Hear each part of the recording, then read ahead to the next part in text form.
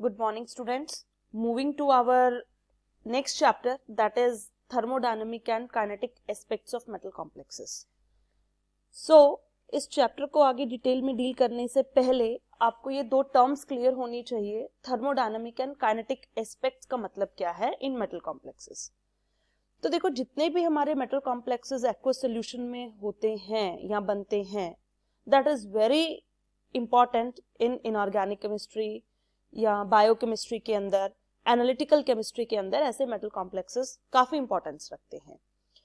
तो इन metal complexes के अंदर जनरली हम देखते क्या हैं, हम मेटल आयन और जो भी हमारा लिगेंड होता है, जो कोऑर्डिनेशन कॉम्प्लेक्स बना रहे होते हैं, उनमें जनरली जो रिएक्शन होती है that is Lewis acid base reaction. और हम उस लुईस एसिड बेस रिएक्शन हो रही है मेटल कॉम्प्लेक्स के अंदर, उस कैसे हो रही है, क्योंकि मेटल क्या है, डायरेक्ट लिगेंड के साथ बॉन्ड बना रहा है. बॉन्ड कैसे बना रहा है, जैसे लुईस एसिड बेस रिएक्शन हो रही है और इंटरेक्शन होने के बाद वो एक कॉम्प्लेक्स बना रहा है, राइट. तो इस स्टेबिलिटी हमें कॉम्प्लेक्स की देखनी है. वो उस स्टेबिलिटी के दो एस्पेक्ट्स हो सकते हैं. वो complex thermodynamic point of view से भी स्टेबल हो सकता है और काइनेटिक व्यू से भी स्टेबल हो सकता है. तो यहाँ पर हमें इंपॉर्टेंट है इन दो टर्म्स को अंडरस्टैंड करना कि थर्मोडायनामिक पॉइंट ऑफ व्यू से कॉम्प्लेक्स कैसे स्टेबल है और काइनेटिक व्यू से कॉम्प्लेक्स कैसे स्टेबल है. तो जो थर्मोडायनामिक स्टेबिलिटी ऑफ कॉम्प्लेक्स है, उसका मतलब ये है कि वो कॉम्प्लेक्स एग्जिस्ट कर रहा है क्या नहीं, and that the complex can be store for a longer period of time under suitable conditions और नॉट. वो एग्जिस्ट कर रहा है क्या, हम उसे लॉन्गर सुटेबल कंडीशंस मतलब टेम्परेचर, प्रेशर, जो भी हम जिस कंडीशन के अंदर हम उसको स्टोर कर रहे हैं, क्या उसके अंदर वो कॉम्प्लेक्स लॉन्गर टाइम तक स्टोर कर पा रहा है. अगर ऐसा है तो वो कॉम्प्लेक्स स्टेबल है, अगर नहीं है तो वो अनस्टेबल है. तो ये इसके थर्मोडायनामिक पॉइंट ऑफ व्यू से हम कॉम्प्लेक्स की स्टेबिलिटी और अनस्टेबिलिटी इस तरीके से देखेंगे. It only represent the tendency of species to exist और नॉट, अगर हम थर्मोडायनामिक पॉइंट ऑफ व्यू से देखें. नेक्स्ट जो काइनेटिक एस्पेक्ट है मेटल कॉम्प्लेक्स की, वो हम रिएक्शन टाइम से देखते हैं. जैसे आपने अपने केमिकल काइनेटिक्स पढ़ी होगी, उसके अंदर आप क्या देखते हो, रेट लॉ एक्सप्रेशन देखते हो, फर्स्ट ऑर्डर, सेकंड ऑर्डर. तो वो सब क्या है, वो काइनेटिक एस्पेक्ट्स हैं किसी भी मेटल कॉम्प्लेक्सेस की स्टेबिलिटी को एक्सप्लेन करने के लिए. रिएक्शन टाइम, कि वो कॉम्प्लेक्स कितने टाइम में रिएक्ट कर रहा है, क्या उसका रिएक्शन टाइम ज्यादा है, क्या उसका रिएक्शन टाइम कम है. तो काइनेटिक एस्पेक्ट के अंदर मेनली दो फर्दर टर्म्स आते हैं, whether the complex is labile और द कॉम्प्लेक्स इज इनर्ट. अगर हम लेबाइल कॉम्प्लेक्स की बात करें तो नाम से ही पता चल रहा है आपको, complex react rapidly, fast reaction उस कॉम्प्लेक्स की हो रही है. अगर कोई कॉम्प्लेक्स इनर्ट है तो इसका मतलब वो कॉम्प्लेक्स स्लोली रिएक्ट कर रहा है. तो यही थर्मोडायनामिक एंड काइनेटिक एस्पेक्ट्स हैं मेटल कॉम्प्लेक्सेस के. तो आई होप कि आपको ये दो टर्म्स के बीच में डिफरेंस थोड़ा पता चला होगा. डिटेल में हम अपने आगे चैप्टर में करेंगे. तो सिर्फ आपको अपने माइंड में यही रखना है कि जब भी हम किसी मेटल कॉम्प्लेक्स की स्टेबिलिटी को चेक करेंगे तो हमें दोनों पॉइंट ऑफ व्यू से उसकी स्टेबिलिटी को चेक करना है, थर्मोडायनामिक पॉइंट ऑफ व्यू से और काइनेटिक पॉइंट ऑफ व्यू से उसकी थर्मोडायनामिक स्टेबिलिटी को देखना है. तो चलिए अब अपना चैप्टर शुरू करते हैं. यस, तो जैसे मैंने अभी आपको बताया कि जो ये कॉम्प्लेक्स है एक्वस सॉल्यूशन में, एक्वस सॉल्यूशन का मतलब यहाँ पर क्या होगा कि जो लिगेंड है हमारा मेटल के साथ बाइंड कर रहा है वो वाटर है.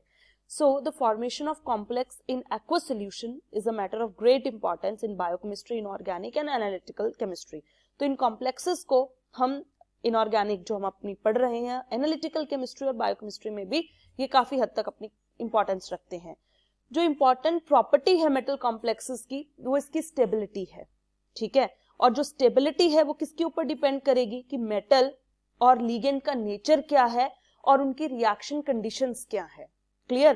तो जो स्टेबिलिटी है वो nature of metal and ligand पे डिपेंड करेगी और उनकी रिएक्शन कंडीशंस पे डिपेंड करेगी. देखो, अगर मेटल और लिगेंड के बीच में स्ट्रॉन्ग बॉन्ड हो रही है तो इसका मतलब वो कॉम्प्लेक्स क्या है, वो कॉम्प्लेक्स स्टेबल होगा under certain set of conditions. तो इंपॉर्टेंट प्रॉपर्टी मेटल कॉम्प्लेक्सेस की उसकी स्टेबिलिटी है. अब जो स्टेबिलिटी है मेटल कॉम्प्लेक्सेस की वो टू टाइप्स की है. First is thermodynamic stability of a complex. एक फर्स्ट क्या है, thermodynamic stability, and second one is kinetic stability of a complex. अब थर्मोडायनेमिक जो स्टेबिलिटी है, जैसे मैंने आपको इसकी इंट्रोडक्शन के अंदर बता रही थी कि थर्मोडायनेमिक्स के अंदर आपको देखना क्या है, that whether our complex will exist और not for a longer period of time under certain set of conditions.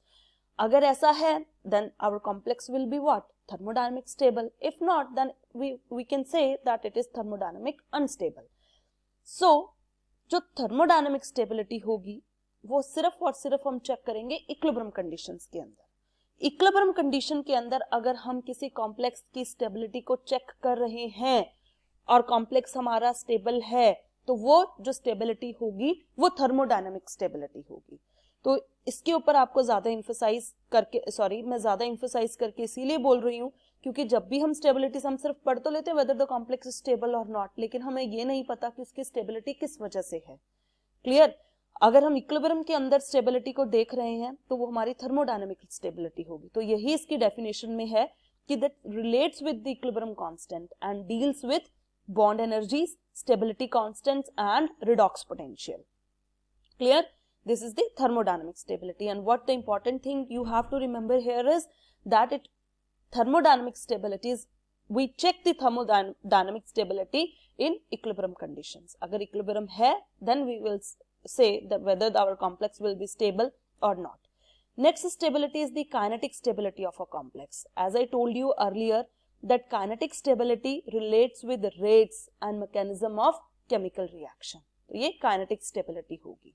जैसे हमने बोला इस रिएक्शन का ये रेट है, इस रिएक्शन का ये रेट है, तो हम बोलते थे कि हाँ अगर इसके रेट लॉ एक्सप्रेशन में इसका ये रेट आ रहा है तो ये कॉम्प्लेक्स हमारा स्टेबल है, ये हमारा कॉम्प्लेक्स स्टेबल नहीं है। रिएक्शन टाइम को हम यहाँ पर काइनेटिक स्टेबिलिटी के अंदर डील कर रहे थे। इसका रिएक्शन टाइम ज्यादा हो रहा है तो ये कॉम्प्लेक्स क्या है, इनर्ट है।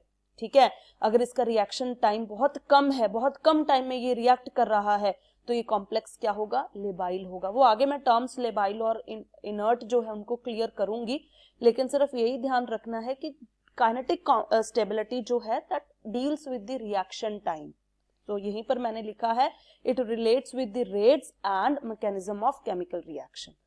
सो these are the two types of stability in metal complexes. Now let's starting with the thermodynamic stability of a complex. जैसे कि मैंने आपको पिछली स्लाइड में बताया कि थर्मोडायनेमिक स्टेबिलिटी हम किस में देखेंगे, इक्विलिब्रियम के अंदर देखेंगे। तो यहीं पर मैंने ये लिखा है it is the measure of the extent of formation of complex at equilibrium. तो जैसे मेटल आयन और लिगेंड के बीच में रिएक्शन हो रहा है, हम उस रिएक्शन को एक general Lewis acid base reaction की तरह देखते हैं। अगर मेटल और लिगेंड के बीच में इंटरेक्शन स्ट्रॉन्ग है तो कॉम्प्लेक्स हमारा थर्मोडायनेमिकल स्टेबल होगा। इसका मतलब उसके बीच में बॉन्डिंग जो क्या हो रही है वो स्ट्रॉन्ग हो रही है, मेटल और लिगेंड बॉन्ड स्ट्रॉन्ग है तो कॉम्प्लेक्स हमारा वहां पर क्या होगा, stable. Thermodynamical stability is directly related to the stability of a complex. It means that interaction between the ligand and the metal ion is stronger. एक hypothetical example लेकर हम इस चीज को ऐसे समझते हैं। मान लो ये हमारा कोई मेटल है जिसके ऊपर चार्ज A+ है और वो उसको हमने रिएक्ट करवाया किसी लिगेंड्स के साथ, N लिगेंड्स के साथ, जिसके ऊपर चार्ज क्या है, B नेगेटिव है। तो इंपॉर्टेंट चीज, ये रिएक्शन हमारा क्या है, इक्विलिब्रियम के अंदर है। क्यों? क्योंकि हमें थर्मोडायनेमिक स्टेबिलिटी को स्टडी करना है और हमारा यहाँ पर ये कॉम्प्लेक्स बना दैट इज MLN के कॉम्प्लेक्स के ऊपर X पॉजिटिव चार्ज।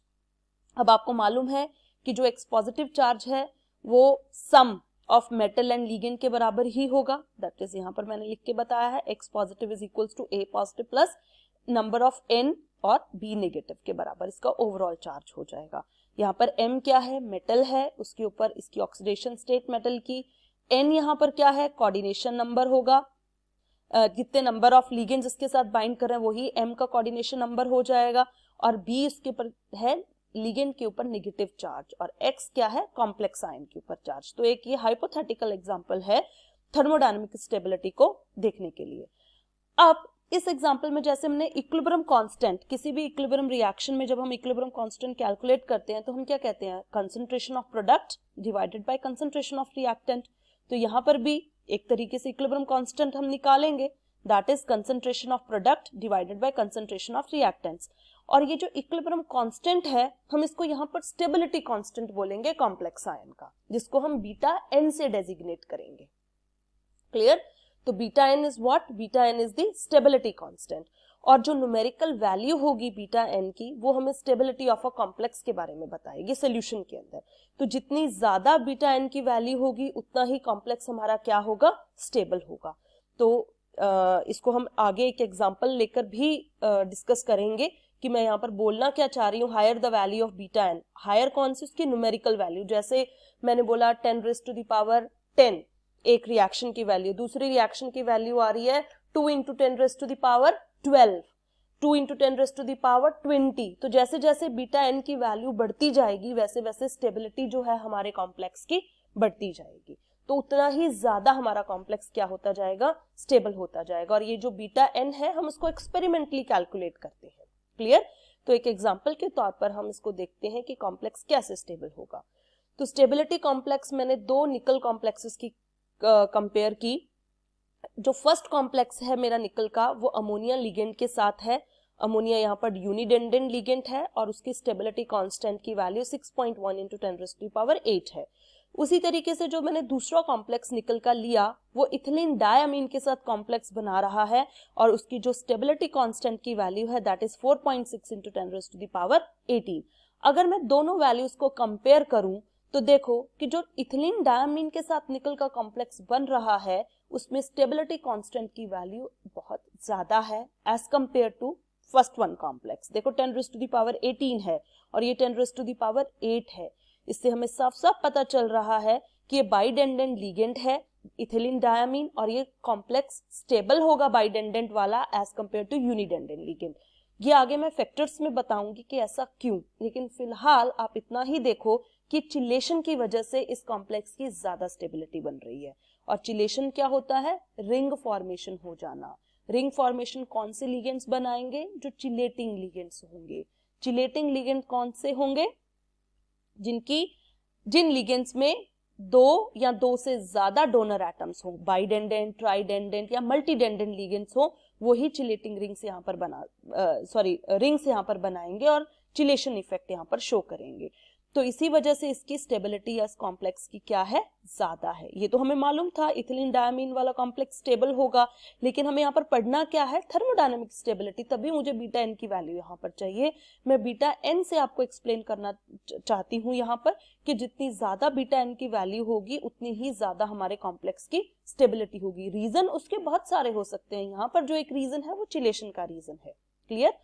तो यहीं पर मैंने लिखा है to compare the values of beta n, it clears that bidendant ligand ethylene diamine forms the stable complex than ammonia। ये हमें ऑलरेडी मालूम था कि इथिलीन डायमीन वाला कॉम्प्लेक्स स्टेबल होगा, लेकिन हमें और भी इसका एविडेंस मिल गया कि बीटा एन की वैल्यू भी यहाँ पर क्या है? ज्यादा है इसी कॉम्प्लेक्स के लिए।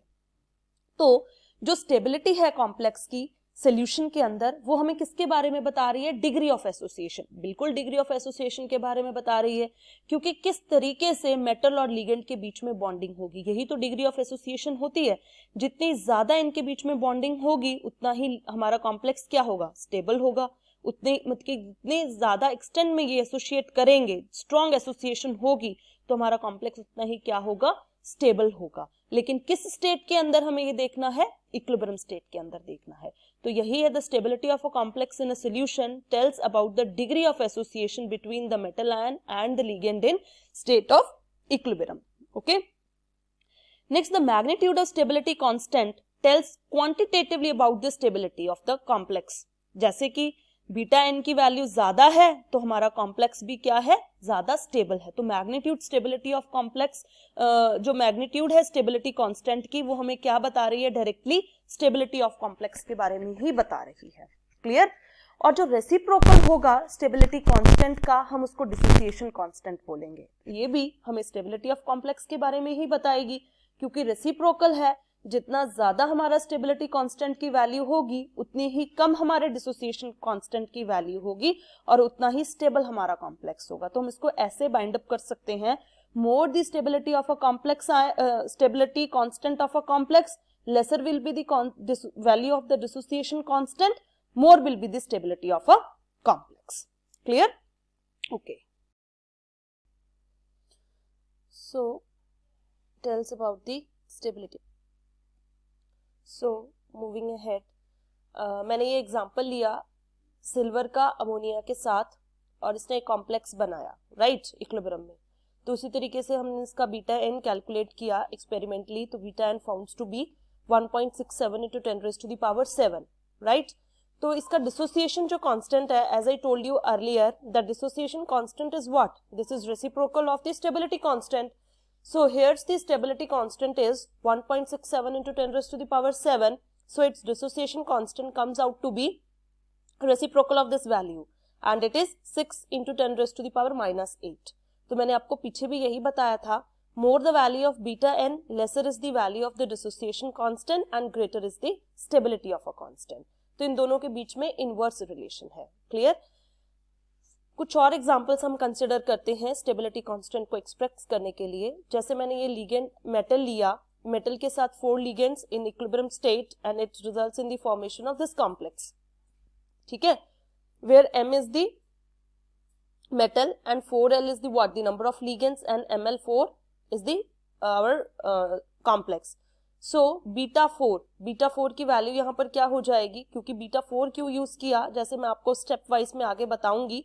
सिर्फ यहाँ पर्पस बीटा 4 का ये है कि यहाँ पर टोटल नंबर ऑफ लिगेंड मेरे पास 4 हैं जो मेटल के साथ कॉम्प्लेक्स बना रहे हैं, और इसीलिए तो जो इसकी स्टेबिलिटी कांस्टेंट की वैल्यू होगी वो products, concentration of products divided by concentration of reactants. ठीक है, where m is the metal and l is the ligands and beta 4 is the stability constant. तो जितनी ज्यादा स्टेबिलिटी कांस्टेंट की वैल्यू होगी, greater is the formation of ml4 that exist in the solution. तो देखो यहाँ पर सोल्यूशन फॉर्म में देखो, इन जो भी मैं सोल्यूशन, अगर एक्वा सोल्यूशन लिया तो वहां पर लिगेंड्स क्या होंगे? वाटर होंगे. अगर मुझे कोई और लिगेंड के साथ मेटल को बाइंड करवाना है तो डेफिनेटली जैसे फ्री मेटल आयंस तो यहाँ पर सोल्यूशन, एक्वा सोल्यूशन में वाटर के साथ सराउंडेड है, तो वो जो इनकमिंग लिगेंड होगा वो वाटर मॉलिक्यूल्स के साथ compete करेगा फॉर मेकिंग द कॉम्प्लेक्स, और उस केस में हम वाटर मॉलिक्यूल्स को जनरली इग्नोर कर देंगे. ठीक है, तो यहाँ पर मेरा कहने का मतलब ये है कि जो मैंने मेटल लिया है वो एक्वा सोल्यूशन के अंदर लिया है. ठीक है, एक्वा सोल्यूशन में जो वाटर के मॉलिक्यूल्स है वो तो ऑलरेडी इसको सराउंड कर ही रहे हैं, लेकिन यहाँ पर ये जो लिगेंड है ये वाटर नहीं है, ये अदर देन वाटर कोई लिगेंड है, और ये लिगेंड क्या करेंगे? वाटर के साथ compete करेंगे to form a bond with the metal ion. Clear? लेकिन हमने इसकी स्टेबिलिटी कांस्टेंट को यहाँ पर देखा है, तो जो वाटर मॉलिक्यूल्स मेटल आयन को सराउंड कर रहे हैं हम जनरली उसको इग्नोर कर देंगे, जो भी इनकमिंग लिगेंड होगा हम उसी को कंसिडर करेंगे. ठीक है, तो यहाँ पर नंबर ऑफ 4 लिगेंड्स मेटल के साथ बाइंड कर रहे हैं, तो हम इसको स्टेप वाइज अब डिस्कस करेंगे और डिफरेंट स्टेप्स कैसे कैसे होंगे, हर स्टेप की हम beta 1, beta 2, beta 3, beta 4 values को देखेंगे. जैसे फर्स्ट स्टेप में मेटल के साथ फर्स्ट लिगेंड कंबाइन करेगा, सेकंड में फिर सेकंड करेगा, थर्ड स्टेप में third ligand, and last fourth step में फिर ओवरऑल हमारा स्टेबिलिटी कांस्टेंट की कोई वैल्यू आएगी जो कि हमारे स्टेबिलिटी ऑफ कांस्टेंट को कॉम्प्लेक्स को बताएगी. ठीक है, तो स्टेप वाइज इसकी वैल्यूज जो है क्या होंगी रिएक्शन की, वो हम अब देखेंगे. मेन रिएक्शन ये था, हमें मेटल के साथ 4 लिगेंड्स को बाइंड करवाकर ये कॉम्प्लेक्स बनाना है. इस स्टेप को हम नंबर ऑफ स्टेप्स में कैसे लिखेंगे? तो देखो, फर्स्ट स्टेप में मेटल लिगेंड के साथ बाइंड करके ml बना रहा है, उसके लिए स्टेबिलिटी कांस्टेंट या इक्विलिब्रियम कांस्टेंट की वैल्यू क्या हो जाएगी? Product divided by concentration of reactant. Clear? Next second step के लिए m प्लस 2l और ये ml2, इसके लिए स्टेबिलिटी कांस्टेंट, क्योंकि यहाँ पर रिएक्शन सब इक्विलिब्रियम में है तो मैं इक्विलिब्रियम कांस्टेंट को लेकर चल रही हूँ. अब मैं आगे आपको बताऊंगी इक्विलिब्रियम कांस्टेंट और स्टेबिलिटी कांस्टेंट में क्या डिफरेंस है. क्लियर? तो K2 इसके लिए ये हो गया, this concentration of this products divided by concentration of reactant. उसी तरीके से स्टेप 3 के लिए concentration of product divided by concentration of reactant, जो इनके स्टोइचियोमेट्री था कोफिशिएंट वो इसके पावर में जाएगा, ये आपको मालूम है. स्टेप 4 के लिए again K4 concentration of product divided by concentration of reactant इस स्टेप के लिए, राइट. तो यहाँ पर जो K1, K2, K3 and K4 क्या है? These are the stepwise stability constants. Clear? And what is beta n here, or what we can say what is beta 4 here? beta is the overall stability constant, or we can say that it is a cumulative stability constant. इन सब stability constant को मिलाकर जो हमारा constant आएगा that is beta n, अगर हमारी reaction number of steps में चल रही है। तो ये difference है equilibrium constant और stability constant के अंदर। जो stability overall stability constant beta n, overall को हम beta n से designate करेंगे, किसके बराबर होगा? इंडिविजुअल जो स्टेप्स के स्टेबिलिटी कांस्टेंट होंगे, और जो इंडिविजुअल स्टेप्स के स्टेबिलिटी कांस्टेंट्स होंगे वो किसके बराबर होंगे? वो इक्विलिब्रियम कांस्टेंट के बराबर होंगे। अगर ये n नंबर ऑफ स्टेप्स तक रिएक्शन जाएगी तो लास्ट में उसका क्या होगा? k n equilibrium constant, stability constant हम लेकर चलेंगे। तो जो ओवरऑल स्टेबिलिटी कांस्टेंट है हम उसको कैसे रिप्रेजेंट करेंगे? इंडिविजुअल स्टेप्स के k1, k2, k3, k4 so on kn तक मल्टीप्लीकेशन होगी ओवरऑल स्टेबिलिटी कांस्टेंट को रिप्रेजेंट करने के लिए। तो जो इंडिविजुअल स्टेप्स का प्रोडक्ट होगा, प्रोडक्ट मींस मल्टीप्लिकेशन होगी स्टेबिलिटी कांस्टेंट के इंडिविजुअल स्टेप्स के, that is equals to the overall stability constant of a reaction. और ओवरऑल स्टेबिलिटी कांस्टेंट यहाँ पर क्या है? Beta. So this is the main difference between the equilibrium constant and the stability constant. दोनों चीजें है same, stability constant ही equilibrium constant है for individual step, लेकिन अगर हम नंबर ऑफ स्टेप्स में उसको देखें तो हम उसको बीटा से डेजिग्नेट कर देते हैं। बीटा यहाँ पर हमारा क्या हो जाएगा? ओवरऑल और कुमुलेटिव स्टेबिलिटी कांस्टेंट हो जाएगा। ठीक है, अगर मैं इसी रिएक्शन की लॉग लूं बोथ साइड, तो log beta N is equals to log of k1, log of k2, log of k3, log of k4। तो और मल्टीप्लीकेशन लॉग लेने के बाद क्या हो जाएगा? एडिशन में ऐड हो जाएगा। Log beta N is equals to log k1 plus log k2, ये भी आप लोगों को मालूम है। तो लॉग की वैल्यूज को ही हम मेनली यूज करते हैं measure of the stability of a complex में। सिंपल वैल्यू ले लो, चाहे तुम लॉग के साथ उसकी वैल्यू ले लो, रिप्रेजेंट उसने यही करना है। जितनी ज्यादा वैल्यू होगी बीटा की उतना ही ज्यादा स्टेबल हमारा कॉम्प्लेक्स होगा, या जितनी ज्यादा वैल्यू होगी लॉग ऑफ बीटा की उतना ही ज्यादा हमारा क्या होगा? कॉम्प्लेक्स स्टेबल होगा। ठीक है, अब हम ये देख रहे हैं, चलो ओवरऑल में हमने k1 k2 के साथ देख लिया, बट अगर हमें ऑर्डर देखना हो स्टेप वाइज में ही कि k1 k2 k3 k4 में क्या रिलेशन है, इंक्रीजिंग और डिक्रीजिंग ऑर्डर, क्या ये इक्वल हैं, तो हम ये कहेंगे कि जैसे यहाँ पर ml कॉम्प्लेक्स के साथ मेटल ने, कोई लिगेंड ने ml मेटल के साथ मिलकर कोई कॉम्प्लेक्स बनाया, क्लियर, उसके लिए उसकी वैल्यू क्या आई? k1 आई। जैसे ही वो दूसरे लिगेंड के साथ कोई कॉम्प्लेक्स बनाएगा तो डेफिनेटली वो कुछ रिपल्शन फील करेगा, क्योंकि ऑलरेडी उसके पास एक लिगेंड है। जो इनकमिंग लिगेंड होगा उससे वो क्या फील करेगा? रिपल्शन फील करेगा। तो जो सब्सिस्टेंस जो हमारी वैल्यूज होंगी कांस्टेंट्स की, तो वो डिक्रीज करेगी।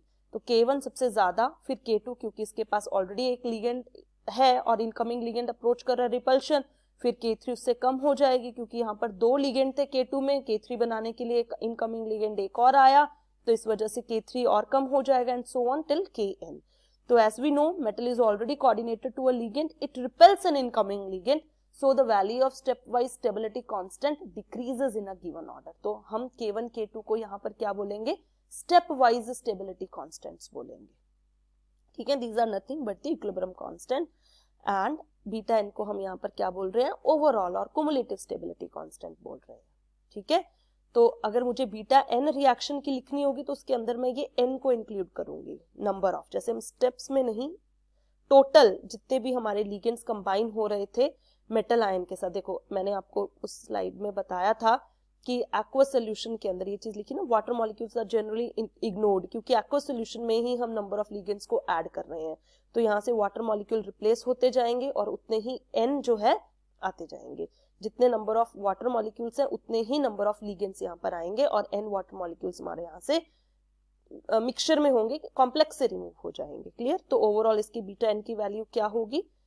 कंसंट्रेशन ऑफ प्रोडक्ट, हम वाटर को यहाँ पर इग्नोर कर देंगे, and divided by concentration of reactants. तो ये मोलर कंसंट्रेशन, क्योंकि हमें मालूम है इक्विलिब्रियम में भी हम पढ़ते हैं इसको, यूनिटी लेते हैं हम यहाँ पर। ठीक है, तो वी कैन इग्नोर इट। तो स्टेबिलिटी कांस्टेंट बीटा n की यहाँ पर हो जाएगी 10। अब वही उसी तरीके से जैसे मैंने आपको स्टेप वाइज में एक्सप्लेन किया था, इसको भी हम स्टेप वाइज में कैसे लिख सकते हैं। तो ये जनरल रिएक्शन है, यहाँ पर n वाटर मॉलिक्यूल है और L 1 लिगेंड आ रहा है, इसको रिप्लेस करेगा एक वाटर मॉलिक्यूल को, तो ये क्या बन जाएगा? MlH2O n-1, क्योंकि यहाँ पर एक लिगेंड ने वाटर को रिप्लेस कर लिया, तो इनकमिंग लिगेंड सेकेंड आ रहा है तो 2 वाटर मॉलिक्यूल को रिप्लेस करेगा, उसके लिए इंडिविजुअल हम स्टेप वाइज स्टेबिलिटी कांस्टेंट की वैल्यू इस तरीके से लिखेंगे, ये उसकी प्रोडक्ट की कंसंट्रेशन डिवाइडेड बाय रिएक्टेंट की कंसंट्रेशन। उसी तरीके से हमने लास्ट यहाँ पर जैसे प्रोडक्ट बनाया है क्या, NL के साथ बनाया है, तो हम K1, K2, K3 लिखकर and so on till Kn तक कर देंगे। तो इसका Kn की वैल्यू क्या हो जाएगी, जब पूरे वाटर मॉलिक्यूल को किसने रिप्लेस कर लिया, लिगेंड ने रिप्लेस कर लिया, तो लास्ट प्रोडक्ट हमें यहाँ पर क्या मिला, MLN। तो इसके लिए Kn की वैल्यू की होगी सेम जैसे हमने पिछले रिएक्शन में किया था, और ओवरऑल रिएक्शन को हम एक स्टेप में लिखेंगे। तो ओवरऑल स्टेबिलिटी कांस्टेंट इसकी क्या हो जाएगी, बीटा N, तो सेम K1 K2 इनटू इनका मल्टीप्लिकेशन टिल Kn। अगर लॉग के टर्म्स में लिखना है तो log beta N is equals to log K1 plus log K2 and so on till log Kn। At equilibrium beta N को जैसे मैंने स्टार्टिंग में बोला, इक्विलिब्रियम के अंदर ही हम स्टेबिलिटी कांस्टेंट को थर्मोडायनेमिक स्टेबिलिटी को देखते हैं, तो बीटा एन जो है वो this is related to the thermodynamic stability. और एक्वस सॉल्यूशन के अंदर जब हम कॉम्प्लेक्स फॉर्मेशन पढ़ रहे हैं लीगेंड्स के साथ, तो चार्जेस को जनरली इग्नोर कर देते हैं, जितने भी लीगेंड्स होंगे हम उनको यूनिडेंडेंट लीगेंड्स ही कंसिडर करते हैं। तो जैसे मैंने कॉपर का एग्जांपल लिया, कॉपर +2 ऑक्सीडेशन स्टेट में एक्वस सॉल्यूशन के अंदर प्रेजेंट है और वो अमोनिया लिगेंड के साथ बाइंड करेगा। 4 अमोनिया टेट्रामीन, आपने कॉपर का कॉम्प्लेक्स सुना होगा, तो ये कॉम्प्लेक्स कॉपर का Cu positive 2 positive oxidation state with 4 ligand के साथ स्टेबल है। तो जैसे मैंने पिछले स्लाइड में K1 K2 लेकर हाइपोथेटिकल लेकर एग्जांपल आपको बताया, इसमें हमने अपना एक रियल कॉम्प्लेक्स लिया और उसके साथ नंबर ऑफ स्टेप्स में अमोनिया के साथ हम इसके formation step wise stability constant को इसी तरीके से देखेंगे जैसे हमने पीछे देखा था, और ओवरऑल स्टेबिलिटी कांस्टेंट को निकाल लेंगे। ठीक है, तो K1 K2 सेम उसी तरीके से है, आप यहाँ पर देख सकते हो स्लाइड में, और इसके लिए सेम बीटा की वैल्यू भी हम इनको ऐड करके, इनके लॉग की वैल्यू को ऐड करके निकालेंगे। तो ये हमें देखने को मिला कि जो कॉपर के साथ बीटा की वैल्यू आई दैट इज 13.30, और उसी तरीके से कॉपर को रिप्लेस करके कैडमियम मेटल के साथ हमने कॉम्प्लेक्स बनाया, उसके लिए जो लॉग बीटा की वैल्यू आई स्टेबिलिटी कांस्टेंट की ओवरऑल वैल्यू है दैट इज 7.12। तो इससे हमें ये पता चला कि कॉपर का जो कॉम्प्लेक्स है वो ज्यादा स्टेबल है as compare to cadmium complex. तो यही हम एनालिटिकल केमिस्ट्री में अपने सेकेंड ईयर में इसके सॉल्ट की जब डिटेक्शन की होगी तो उसमें देखा होगा कि जो क्यूप्रिक आयन है वो प्रेसिपिटेट नहीं होते एज CuS क्यूप्रिक सल्फाइड की तरह बेसिक रेडिकल एनालिसिस में जब हम H2S गैस को पास करते हैं, लेकिन कैडमियम CDS जो है वो H2S गैस पास करने के बाद प्रेसिपिटेट हो जाते हैं। उसका रीजन यही है कि जो हमारे क्यूप्रिक आयन है वो ज्यादा स्टेबल है as compare to cadmium ion. ठीक है, तो इस तरीके से हम इनकी स्टेबिलिटी को देखते हैं। तो थर्मोडायनेमिक स्टेबिलिटी में इतना ही है, आगे हम फैक्टर्स अफेक्टिंग देखेंगे।